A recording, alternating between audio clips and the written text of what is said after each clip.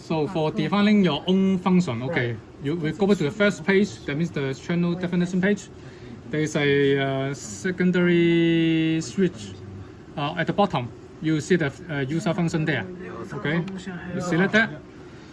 Okay, that's the place that previously will get into attention because there's some defined before. So right now we want to take the absolute value of the output current. Right. Okay. So maybe we define the name as a okay, let's say a dial current ID. Sorry. ID. Unit will be still current. That means A. So for absolute should be ABS. Yep. ABS. Okay. ABS. Our variable should be VN. As you can see from the right side. Sorry, Yeah, IN. we're taking the absolute value of the current. For the current, sorry, Yeah. IN.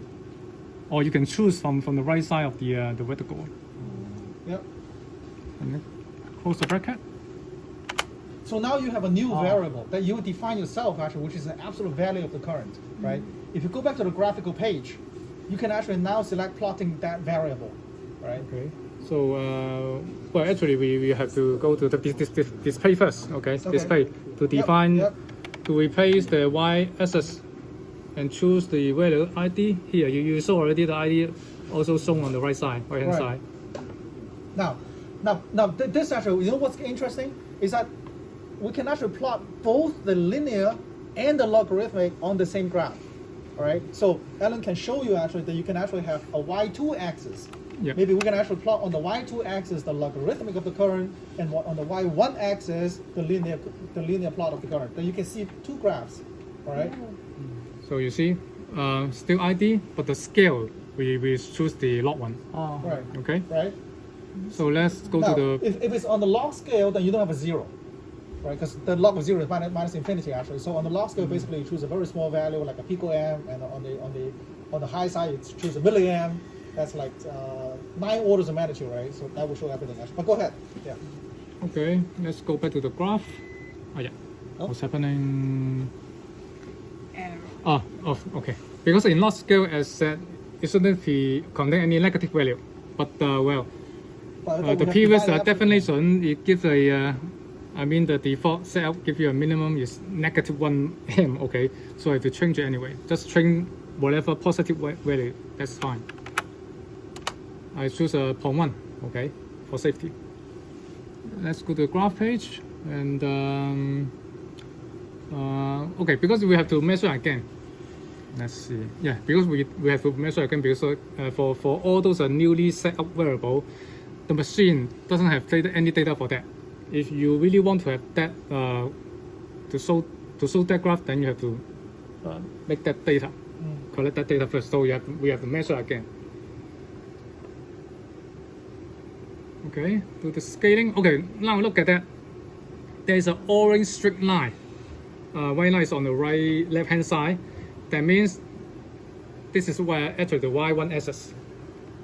All the options on the screen is actively on that y1 axis.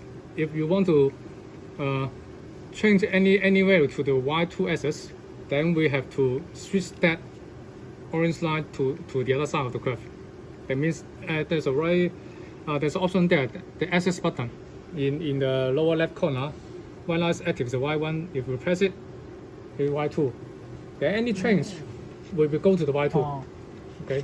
Any other option that you want to work on the graph will be only effective on y2. Okay. So let's see, do the scaling. As I said, there's auto scaling there. Choose the scaling in here and then auto scaling. Okay. That's the log one. If you go back to the linear one. Okay. So all are positive. So the Absolute value.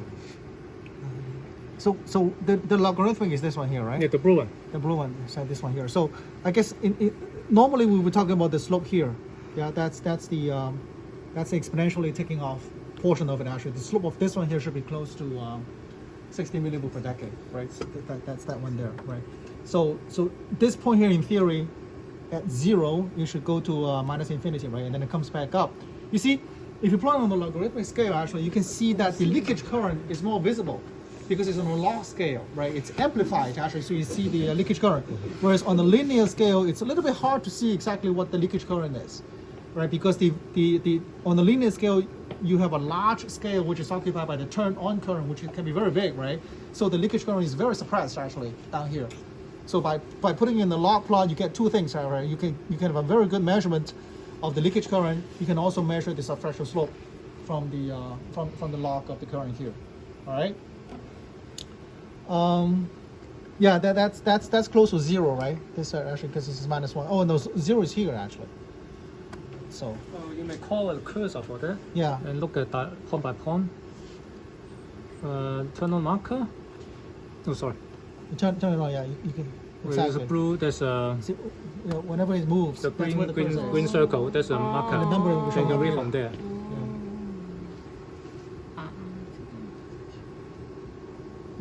Is that 0 volt? That looks like a 0 volt here. Actually, pretty close enough actually.